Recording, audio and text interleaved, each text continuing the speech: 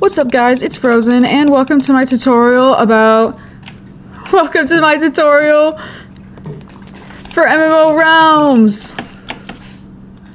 Alright, so right now we're at spawn and the first thing you're gonna see is this. It's gonna say, welcome, and then your name. Cobblemon MMO Realms. Explore, catch, and become a legend. Report your bugs and read the rules. Make sure you guys follow the rules. Then you're gonna want to go over here to this professor and over here to this little Pokemon guy. First thing you're gonna do is enter the wild. Do not build here. It resets often. Your stuff will be gone if you leave it in chests. Also, people will grief and steal your stuff in the wild. It's kind of free for all. It's not allowed to steal and grief, so if you get caught, you're cooked. So don't do it in the first place.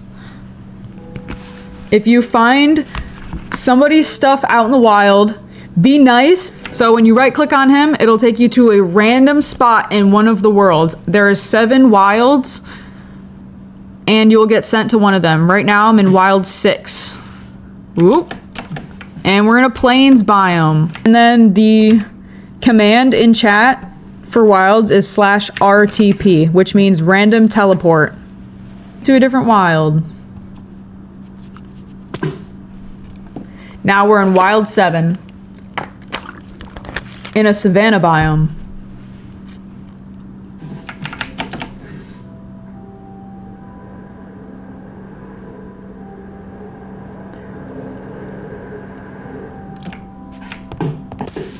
There we go. You will find these randomly placed throughout the world. These are PCs. If you break them, you just get iron. So there's no point. Don't bother breaking them. It's just annoying to other players who came here to use them. And then you can loot all this stuff to your heart's content, which I'm going to take the balls and leave everything else. And the iron. Heal machines especially. If you break heal machines, people will be secretly mad at you. Just know. They won't know who you are, but they'll be mad about it. Oh look, a diamond. Lucky me. Use /spawn to go back to spawn, by the way. This guy right here is how you start your realm. So when you right click him, it'll bring up this right here, which my realm is already made, so this is what it looks like when it's already made. If you're brand spanking new to the game and haven't made your realm yet, this should come up and it should ask you what kind of biome you want. So just select the biome you want and then you press create the biome or create the realm, and it should automatically teleport you to your new realm, which you'll be standing on this glowstone. This is the center of your realm. As you can see, the little square. There is a big barrier all the way around. This is essentially your claim. No one can come in here without your permission. They have to teleport to you. And when they do teleport to you, they cannot break or open your chests or do anything in here. They cannot interact with anything. They can just walk around and look at stuff. That's it. You have to give them permissions with /realm trust, and then you put their name.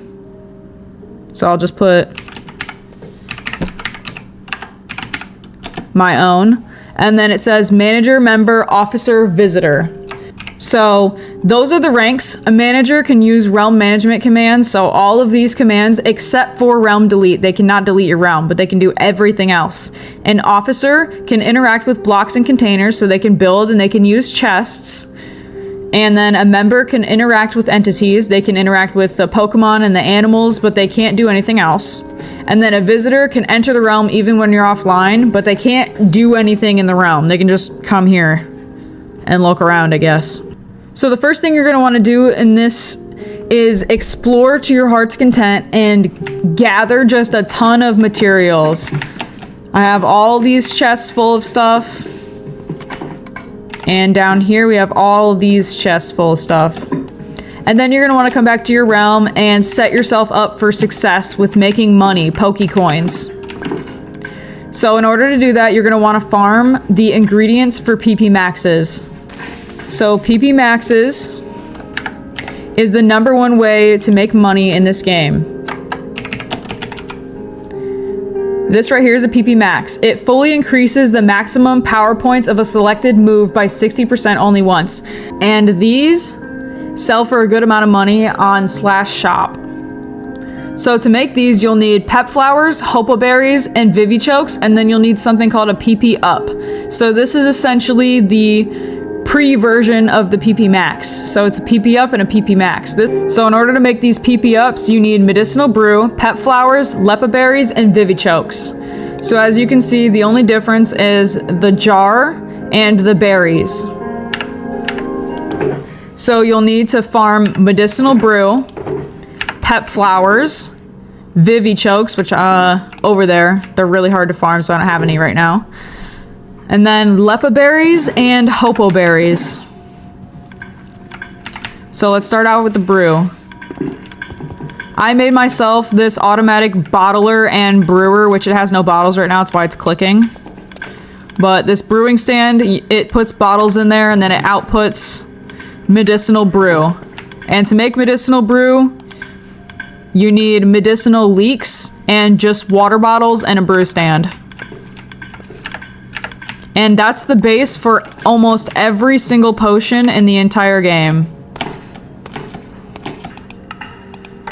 So how this works is you put bottles in this top chest right here, and then this dispenser will fill them up and shoot them into this hopper, which then puts them in this chest. And then it goes into this chest via that hopper, so it has double the storage. And then this hopper inputs them into the brew stand, and it's on a timer. So when it's done brewing, it will turn this one on to get it put into the chest. It's just really small, really simple, compact way of making a automatic brew stand. But if anyone needs help or the schematic sketch to this, I can send it to you. And this is the auto bottler. Then your next step to make PP maxes is to get these pep flowers, which pep flowers are grown from revival herb. This little poof ball on top is when it's fully grown. And then you get this pep flower, which you can place them down as well. They're super cute. To get vivichoke, you will find the seeds in random chests and you just farm them like this. Vivichoke are hard to farm because one vivichoke makes 2 seeds. So half of every batch that you get, you have to turn back into seeds. So I recommend making a big farm. And then you're gonna need lepa berries and hopo berries. And you can either find these throughout the world on random bushes growing, you can find them in chests, or there's buildings inside of some villages that have in the upstairs a ton of berries. So yeah, to plant them, see, like that took so much effort. You just take the berry and plant it directly on soil and it'll grow into a bush, and then you right click the bush and it'll give you berries. Yep, that's how you farm all of these ingredients to make PP maxes, and this is the easiest way to make money. You get 38k per 64 stack of PP max. So it really is worth it. There's nothing else in the shop that sells for that much. The only other bet that you have to make really good money is using /AH, which is auction house, which here you can sell stuff for really good money. Like Pokemon you can sell for good money. Some people are selling them for trash money. You can sell, I know enchanted items go for a decent amount. And relic coins too. Relic coins are really good to sell. And XP candy. If you guys can find this much XP candy, I'd be surprised. Yeah, you guys can sell stuff for good money there, especially ultra rare Pokemon and shiny Pokemon. Everybody is obsessed with shiny Pokemon, so if you have some to sell, you'll be rich quick. You will get 1 free shiny. If anybody harasses you for that shiny, make sure you tell staff, because it is against the rules for them to even ask about or for your shiny. Because people have been like getting, like when I joined, there was like 6 people that direct messaged me and they were like, what shiny did you get? I'll trade you, I'll give you hundreds of dollars and all this stuff. And it's like overwhelming as a new player. Another thing about farming is there's mulch. So using your JEI, go ahead and look up mulch. There's a bunch of different kinds. There's growth, rich, peat, humid, surprise, loamy, coarse, sandy, and normal mulch. So with surprise mulch, that's probably the best one in the game right now. So with surprise mulch, you put it on these little baby revival herbs that you just planted. And then when they grow up, you see how the color around the stem and how it's not on these ones? It will give you herbs if you use the surprise mulch. So it gave me a power herb, a mirror herb, and a mental herb. And that's how you grow those. And those sell for decent money as well in the shop. So if you wanted to sell those in /shop, that'd be an easy way to make money as a newbie. And revival herb is like one of the easiest things to get in the game. So for Pokeballs, you're gonna need to get apricot trees, which you can get the seeds for these by harvesting these apricorns, and there's a chance to drop them on harvest. As you can see in here, there's apricorn sprouts. You need these to get trees. So you place them just like a sapling and then it'll grow into a tree. And this contraption right here is an auto harvester. So I have one observer on this apricorn right here, and when this one's fully grown, it triggers all these other dispensers to activate their shears and cut off the apricorns on every single part of the tree. So any apricorn that's growing has a dispenser with a hop underneath that leads into a chest.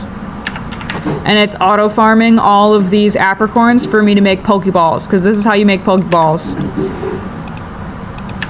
You take your apricorns, some metal, whatever metal it requires, you put the metal in the middle, and then you put the apricorns like this, and it'll give you 4 balls.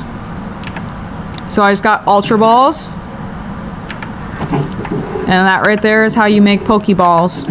And in Cobblemon, we have fishing. So what you'll need is one of these smithing templates, and you'll need a fishing rod. And whatever Pokeball you want to use. So any Pokeball at all, the one that you like the most, I would choose, like the color scheme of it, I would choose the one you like the most. And then you go over to the smithing template or the smithing table, and you put your template in there, your Pokerod and your Pokeball, and it'll give you a Pokerod. So first off, you'll get one of these, which is just a normal Pokerod. That's what you'll get out of the smithing template. In order to enchant it, it's the same way you enchant any item. Fishing in Cobblemon is the same as fishing in vanilla Minecraft. You just throw the rod in the water and wait. The only difference is there's bait on the Pokerod, which you right click to remove the bait and to add it. Right click it right onto the rod in your inventory. Then you just throw the ball in there and wait for a Pokemon.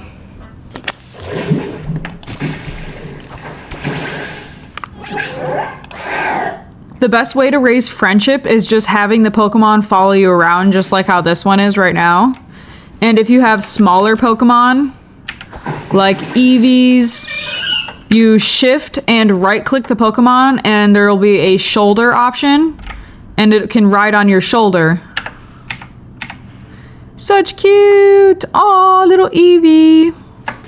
Another super cool part of Cobblemon is fossils. So this is a fossil machine. It's a fossil analyzer, a data monitor, and a restoration tank. You can buy these from /shop if you want to, or you can build them yourself with the crafting ingredients. Over here in the JEI, you can just look them up. But you find these in suspicious gravel and suspicious sand. To get a Pokemon from a fossil, you stick it in the fossil machine. The fossil goes right in the bottom here. And then you fill this tank up with natural materials. Either flowers, petals, saplings, leaves, anything of that sort.